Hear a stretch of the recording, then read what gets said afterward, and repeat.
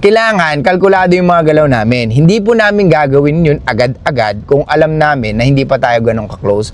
Tingnan mo, umabot siya ng 35. Dahil sa mga ganong paniniwala. Dahil unang-una pa lang, yung mapapayag mo pa lang ang isang babae na sumama sa'yo sa date, hindi ka pwedeng magbase sa sinabi niya dahil alam naman natin ang mga babae laging nanggagaling sa nararamdaman nila. Advice for girls in their 20s. So I'm in my late 20s, I'm 28. I've been in the dating scene from 9 to 10 months and I've learned so much. But there's this one thing that has been stuck in my head in the last few weeks. If a guy really likes you, he's scared to touch you. Like, hold your hand, kiss you, or even like put his arm around you. That's one thing I noticed. And that might be like, duh, but like for me, it's something that I wasn't even thinking about before. Because when a guy would express their first date, they hold your hand or something.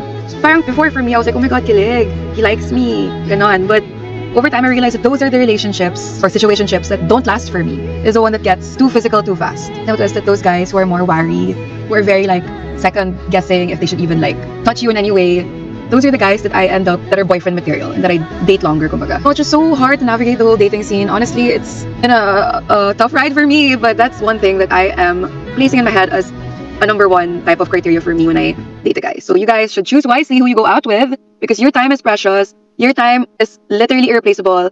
So girls, date wisely, and that includes me. Yun lang, bye. Ate advice for no reason. It's really hard to believe those women na nagbibigay ng advice. Although yung advice naman niya is for women. Pero, hindi naman lahat ng babae iisipin yung mga ganun na red flag yung mga ganitong lalaki or yung pwedeng he's a trouble, di ba? Na kasi touchy siya. Hindi mo pwedeng maging sukatan na ang lalaking matouch or ang lalaking hinawakan ka, inakbayan ka, hinolding hands ka, he is already a red flag or he is already a trouble. Kasi may mga lalaki na gentleman, di ba? Let's say, hinawakan yung kamay mo kasi tatawid ka. Or hinawakan yung kamay mo kasi sasakay kayo ng bus. Hinawakan yung kamay mo kasi mag-elevator kayo. Hinawakan yung kamay mo kasi tatawid kayo sa daan. Diba? I don't think na pwedeng maging reason yung pagiging touchy. I think the only time na pwedeng maging red flag yun is kung stranger ang gumawa nun sa'yo. Diba? At syempre sa mga babae, hindi naman talaga sila people comfortable eh. Pag ginawakan sila tapos hindi ka pa nila ganun kakilala. So kaming mga lalaki, kaya lagi natin sinasabi, diba? Kailangan kalkulado ka sa mga bawat kilos mo. Kailangan kalkulado bawat galaw mo. Kasi it will backfire on you. Kasi pag hindi ka kalkulado sa mga galaw mo bilang lalaki, may consequences yan. Kaya mga ropa, pag-aralan nyo talaga kung ano yung mga nature ng mga kababaihan. Napakahalaga niyan. Okay? Kahit ano man ang i-advise ng mga babae sa lalaki or mga babae sa babae, babalik at babalik tayo sa nature nila. Kasi yun lang susi eh. Wala nang ibang way how to understand them kundi yung maintindihan mo yung female nature. Okay? Kahit na may babaeng nagbibigay sa'yo ng advice na dapat ganito sila niligawan, dapat ganito sila itrato, no, it's not. Hindi ka dapat maniwala agad-agad. Lagi ka magbabase kung ano ang nature ng mga babae. Hindi ka pwedeng magbase sa sinabi niya dahil alam naman natin ang mga babae laging nanggagaling sa nararamdaman nila. Most of the time. Di ba?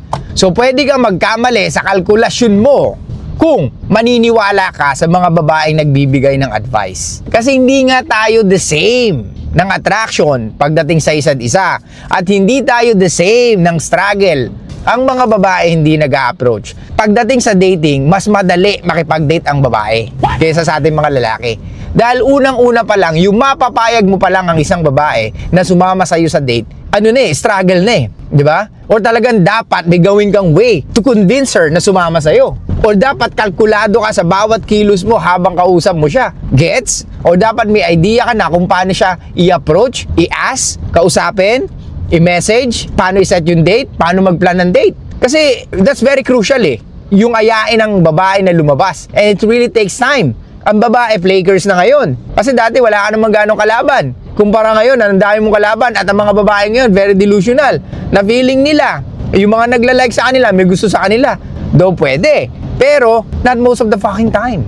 Di ba? May mga lalaking na madaling maka-appreciate, especially beauty. Pero hindi ibig sabihin nun, doon lang tayo magbabase para sabihin natin gusto natin sila. Diba? Gusto natin kasi maganda sila, oo, sexy sila, oo. Pero hindi ibig sabihin nun, ladies, jowa material na kayo. So balik tayo, mga ropa, pag may mga babae na pinakikinggan nyo at nagbibigay ng advice, yes, I know, may mga points sila. Pero lagi mong tatandaan, babalik ka dapat lagi sa kung anong nature nila. Okay?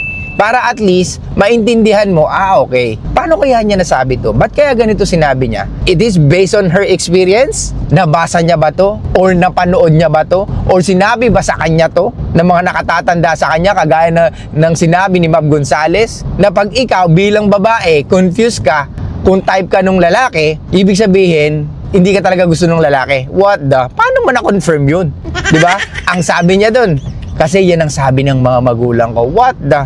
Tingnan mo, umabot siya ng 35. Dahil sa mga ganong paniniwala. At eto na naman, another 28 years old, na meron na naman sinasabi na hindi mo alam kung totoo. No offense to you, lady. Maybe you have a point para sa'yo. Pero para sa aming mga lalaki, hindi po red flag na hinawakan ka namin sa kamay. Kagaya ng sabi ko, the only time na magiging red flag na hinawakan ka sa kamay, inakbayan ka, or naging sweet sa'yo, is pag yung lalaking gumawa nun ay stranger. Or hindi kayo nag-uusap, or tanguan lang kayo, or talagang walang connection, tapos bigla niyang ginawa yun, di ba? So yun yung mas pwedeng maisip mo na talagang red flag, or maisip mo na, uy, this is not good, this is not good. Kasi yun talaga, pwedeng may ibang meaning. Kumpara sa lalaki na gusto mong i-date, sa lalaki na kasama mo lumabas or makipag-date, alam nga naman na, sige, magkasama kayo sa mall, naglalakad kayo, magkalayo kayo, di ba? 1 meter apart. Ano to? Pandemic? At saka sa mga lalaki, like I said, kailangan kalkulado yung mga galaw namin. Hindi po namin gagawin yun agad-agad kung alam namin na hindi pa tayo ganun ka-close o hindi ka pa ganun ka-komportable sa amin. Pero the moment na sumama ka na sa amin, I know or we know na kahit papano you are comfortable or pinagkakatiwalaan mo na kami. Di ba? Kumbaga, you feel safe na. Pero hindi man totally 100%.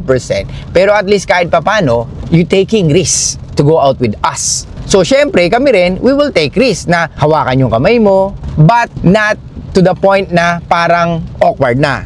Okay? Syempre, pag awkward na, touch na ng touch, medyo talagang, kakaiba na yun, di ba? Kaya ladies, let's say, sige, nasa date kayo, may mga lalaking sobrang touchy. Let's say, sa loob ng isang oras na mag-ausap kayo, touch siya ng touch, then doon ka pwede magtaka. And then, you can ask him too. Ask him, ay, ganito ka ba pag nakikipag-date? Touchy ka pala? Hindi ko alam. Pag sinabi mo yun sa kanya, kahit siya, oh my God, hindi ko alam. Pwedeng hindi niya kasi alam eh. Oh my God, hindi ko alam na touchy ako at hindi ko alam na napansin mo yun. Honestly, this is me eh. Sorry, na-open ba kita doon sa pagiging touchy ko? Pasensya ka na, ganito lang talaga ako. Na-awkwardan ka ba? Kasi at least kahit paano mo pag-uusapan nyo, hindi yung bigla mong, okay pa, after this date, i-ghost ko na to, hindi ko na siya kakausapin, bahala na siya sa buhay niya. So, syempre, yung lalaki, kahit na malinis ang intention sa'yo, mag-wonder, anong nangyari? And, minsan yung mga babae, ginoghost kayo mga ropa dahil gusto nilang malaman kung hahabulin nyo sila. Or kung sino yung may leverage sa relationship. Gets? So let's say for example, after the date, naghihintayan kayo kung sino mag-message. It's okay to message ng thank you.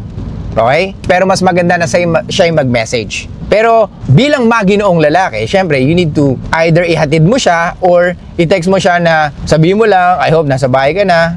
Thanks for today. I had fun. That's it. Huwag mo na sabihin, see you next time, blah, blah, blah.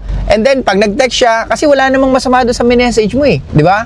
I don't think na sign yun na napatay ka sa kanya. Gets? So, it shows lang na you are a gentleman, you are concerned sa kanya dahil babae siya, di ba? Pero hindi ibig sabihin nun, gustong-gusto mo na siya or gusto mo na siya kagad makausap. And then, pag nag-message siya, you don't need to reply or you don't need to make another conversation. Hayaan mo mag-sink in sa kanya lahat ng sinabi mo. Hayaan mo mag-sink in sa kanya lahat ng pinag-usapan nyo. And make her feel something. Kailangan mawala ka sa eksena. Gets? Di ba may kasabihan nga, the only time na na-realize mo importante ang isang bagay or ang tao, pag hindi mo na siya nakikita o hindi mo na siya nakakausap, hindi mo na siya nakakasama.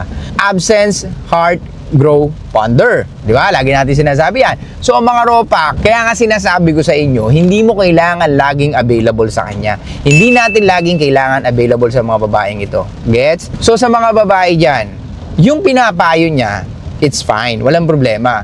Very generic. Okay? Pero, ito lang sasabihin ko sa inyo, hindi lahat ng lalaki na touchy, like I said, ay red flag or yung mga lalaki na hindi gagawa ng mabuti. May mga lalaki na ganun lang talaga ang kanilang personalidad or may mga lalaki na ginagawa yon just to be a fucking gentleman. Okay? So yun lang guys, thank you so much. I hope may nakuha kayo dito. I'll see you guys next time. Show love, peace out, and be fucking mysterious mga rapa.